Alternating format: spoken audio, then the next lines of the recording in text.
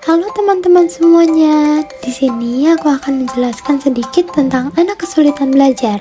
Anak kesulitan belajar biasanya disebut juga dengan learning disability. Learning disability adalah kondisi yang mempengaruhi individu dalam proses belajar, mengingat, dan menyimpan informasi. Learning disability dapat menyebabkan individu mengalami kendala dalam proses belajar, seperti kendala dalam memahami materi, menulis, membaca, dan menghitung. Learning disability dapat berasal dari berbagai kondisi seperti kondisi fisiologis, kendala sensori, dan kondisi kognitif. Apa saja sih faktor penyebab kesulitan belajar atau learning disability?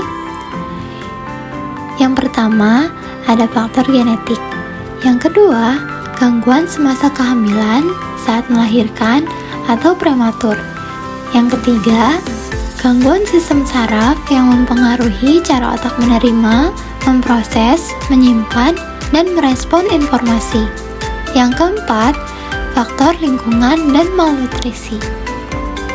Kesulitan belajar atau learning disability mempunyai beberapa klasifikasi yang dapat dibagi menjadi beberapa jenis. Disleksia, kesulitan membaca dan menulis yang dikarenakan gangguan sistem syaraf yang mempengaruhi cara otak menerima, memproses, menyimpan, dan merespon informasi.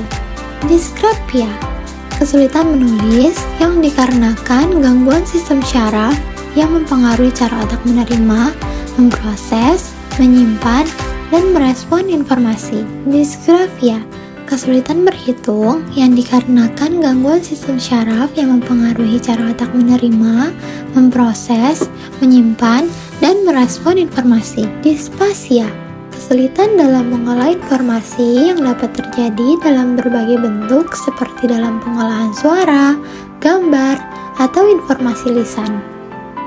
Kesulitan belajar keseluruhan, kesulitan belajar yang tidak terkait dengan kemampuan otak seperti kesulitan fokus, kesulitan dalam memahami materi, atau kesulitan dalam mengikuti arahan.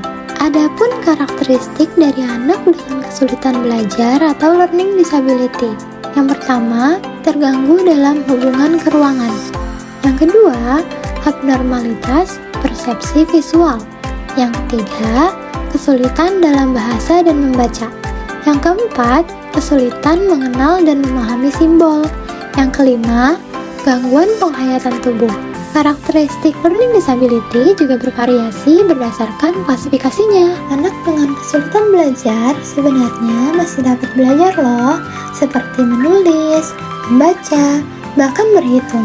Tetapi karena adanya permasalahan pada persepsi, maka kurangnya kemampuan mengerti hubungan antara objek dan kejadian yang ada, atau kesulitan dalam mengerti konsep-konsep persepsi seperti persepsi pendengaran, persepsi berkaitan dengan indera peraba, dan persepsi bentuk, sehingga dapat mempengaruhi proses belajar anak. Oleh karena itu, sangat diperlukan adanya peranan yang lebih besar dari guru, orang tua, dan sekolah untuk mendukung dan membantu anak agar dapat belajar dengan optimal. Sekian penjelasan tentang anak dengan kesulitan belajar. Terima kasih sudah menyimak.